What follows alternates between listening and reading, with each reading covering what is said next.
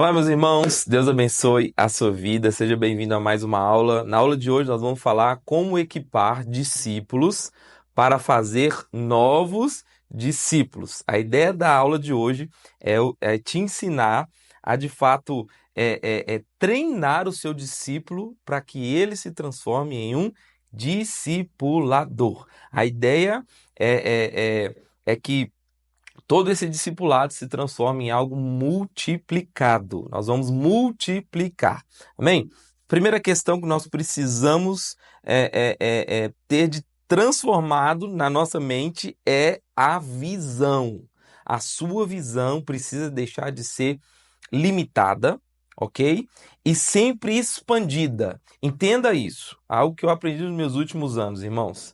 Por mais que você sonhe, por mais que você pense grande, Deus pode fazer infinitamente do que tudo aquilo que nós pensamos, sonhamos, imaginamos.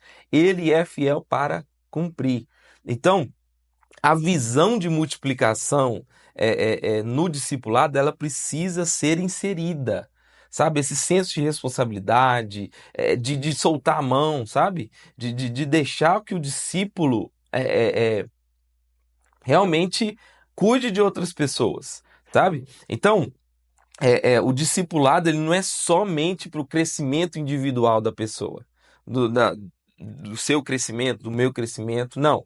Ele é a ferramenta para multiplicar o reino de Deus. Então, eu ganhei para Jesus no evangelismo, eu segui no processo ali, inserindo os pequenos grupos, eu inserir essa pessoa nos ministérios da igreja, no corpo, na vida da igreja. Agora é uma pessoa mais madura, está na hora dessa pessoa ir, está na hora de enviar, ok? Foi o que Jesus fez com Pedro.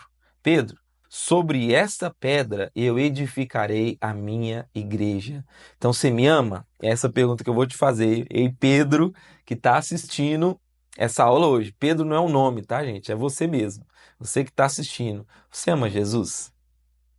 Então apacenta as ovelhas dele. Você ama Jesus? Então apacenta as ovelhas. Você ama Jesus? Então apacenta as ovelhas, certo? E aí, diante de qual realidade que Jesus fala isso para Pedro sobre a edificação da igreja, sobre a revelação de que Jesus é o Filho de Deus, Filho do Deus vivo, que ele é Cristo, Filho do Deus vivo.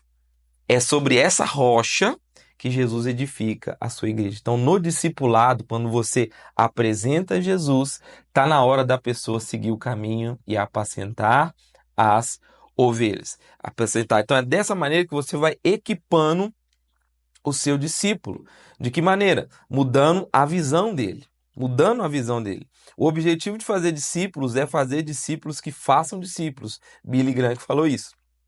Amém? Então, você vai ter que começar a encorajar as pessoas. Encoraja as pessoas, sabe? Perder o medo, a timidez. Eu lembro de um jovem que chegou numa célula que eu liderava lá em BH, que ele era eu perguntar alguma coisa para ele e começar a gaguejar tanto. Tremia, suava. E aí eu percebi que ele era tímido ao extremo. E aí, com o passar das semanas, eu fui tendo tempo com ele, ganhando o coração dele aos pouquinhos, treinando ele na palavra, orando junto. E aí aquela timidez foi sumindo, sumindo, sumindo, sabe? Ele ainda apresentava algumas questões de timidez, mas com o passar dos anos, esses dias eu estava vendo a notícia, ele já está liderando líderes em uma igreja, né? Então isso é muito lindo quando você vê os seus frutos gerando os frutos. É como que um fruto cai na terra, aquela semente brota, gera outra árvore para outros frutos gerarem outras colheitas. Amém? Então, essa que é a ideia. Outra questão que precisa acontecer no seu discipulado, ensinar habilidades práticas. Você tem que ser prático, você tem que ser prático. Equipar de que maneira? Como compartilhar o evangelho, ensinar mesmo. Pega lá o plano da salvação, lembra? Ensina para ele. Leva ele nos evangelismos, no dia a dia, num aconselhamento, numa reunião de oração, certo? Então, compartilhar o evangelho, liderar estudos bíblicos. Delega para ele um dia levar o estudo lá no grupo pequeno, ou algo do tipo, sabe? Orar por outras pessoas. Então, por exemplo, se eu faço, já fiz muitas vezes. Tem uma vez que eu fluo ainda, né? Na medida que a igreja necessita, dom de cura, já aconteceu muitos exemplos comigo. E aí tem uma vez que eu usei esse tema aqui para o meu discipulado ser mais eficaz. Tinha uma pessoa reclamando de uma dor. E aí o que que eu fiz? Eu falei assim: você crê que, acho que era um joelho, a pessoa não estava conseguindo andar direito, estava mancando, porque ela tinha machucado o joelho na academia. Aí, eu falei: você crê que Jesus pode te curar agora? Aí ela: creio. Como era mulher, eu falei assim: eu não vou encostar no joelho dela, né? Chamei uma outra menina e falei: ó, encosta no joelho dela e ora, que eu creio que Jesus vai curar o joelho dela. Você também crê? Ela: creio. Então, pode mesmo? Pode. Ai, beleza. Ela foi e começou a orar. Nela orando, o olho da menina que estava recebendo a oração foi abrindo assim, ó. Quando ela falou amém, a menina falou amém, ela falou assim: ué, enquanto ela orava, começou a formigar o joelho e a dor sumiu. Isso que é uma... Eu falei assim: sumiu? Então tá, agacha aí, deixa eu ver. Aí ela agachou, ó, ó. Aí deu um pulo, irmão. De uma altura. Aí o olho da menina que eu discipulava começou a encher de lágrima. Encher de lágrimas. Era um pós-culto, né? E aí eu pedi essa menina para fazer isso. E depois eu vi ela praticando em outras pessoas. Então, trazer ferramentas práticas ajuda muito a multiplicar essa questão do discipulado. Então, além de ser intencional no dia a dia, use também, faça treinamentos práticos, sabe? Reuniões mesmo de treinamento, grave vídeos. Hoje você tem tecnologia para isso. Para quê? Para que você possa acelerar os discípulos de Jesus, certo? Então aquilo que você está recebendo aqui não pode ficar com você, meu irmão.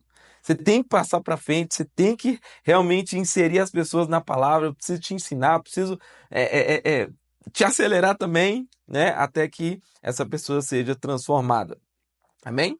Então, olha, 1 Coríntios 11:1. Sede meus imitadores como eu sou de Cristo. Você teria coragem de falar isso para alguém? Me imita como eu tenho imitado Jesus. É pesado, né? Mas isso aqui é Paulo falando. Paulo falando. A gente precisa ser modelo espiritual para as pessoas. Sabe, viver como um modelo mesmo. Aonde você caminhar, você tem que ser um modelo dentro da sua casa. Não é só dentro da igreja, não, tá? Não é só dentro da igreja. Tem uma história que eu já ouvi que diz que um certo culto lá, chegou lá o marido, a esposa, o filho. Eles iam todo domingo. Mas num certo domingo, o marido foi antes, né, mais cedo, porque ele tinha que resolver algumas questões na igreja. E a mulher e o filho veio e chegou depois com mala, tudo de casa. Tipo assim, com três, quatro malão lá, e falando com o pastor presidente: ó, não vamos morar aqui na igreja, vamos dormir aqui. Por que que vocês vão dormir aqui? O que tá acontecendo? Ela: ué, aqui na igreja meu marido é um santo. Ele me abraça, ele me beija, ele é calmo com meus filhos, sabe? Ele é generoso. Quando chega lá em casa, o homem é ríspido, o homem é violento, é preguiçoso, sabe? Bate nos filhos sem justa causa, sem justificativa. Então, ele não é um exemplo, meus irmãos. Não é um exemplo. Então, ser crente dentro da igreja é muito fácil. Nós precisamos ser exemplo, tá? Porque sendo exemplo, tem uma frase também que eu gosto muito: o conselho, ele até motiva, mas é o exemplo que arrasta. É o exemplo que arrasta, ok? Então, esse aí é uma das ferramentas mais eficazes para o seu discípulo saber como fazer. Você precisa fazer da maneira como Jesus fez. Você precisa ser esse que vai ser o exemplo. Então, Ainda numa área você ainda não é? Tem exemplos na sua vida. Discipuladores que vão te ensinar a realmente fluir nessa área, até você poder falar, sede meus imitadores. Tem uma questão que o meu pastor fala sempre, e eu também falo, com as pessoas que eu discipulo.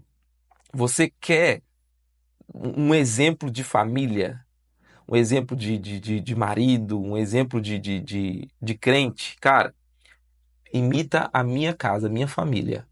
Eu não posso dizer pelos outros, mas por mim eu posso dizer. Pode me imitar. Pode olhar para mim, porque eu, mesmo que eu sou aqui na igreja, eu sou lá em casa, certo? E a minha esposa me vê como a maior referência de cristão que ela conhece. Então, se é aquela que me vê todos os dias, mesmo com o TPM, ela não me acha um satanás, quanto mais tem força esse exemplo. Amém? Olha o que essa frase do Charles Spurgeon diz: não ensine aos outros aquilo que você não pratica, pois suas ações falam mais alto do que suas palavras, ok? Então, seja um exemplo. Em quarto lugar aqui, nós precisamos ser motivadores para os discípulos. Qual que é a motivação para discipular?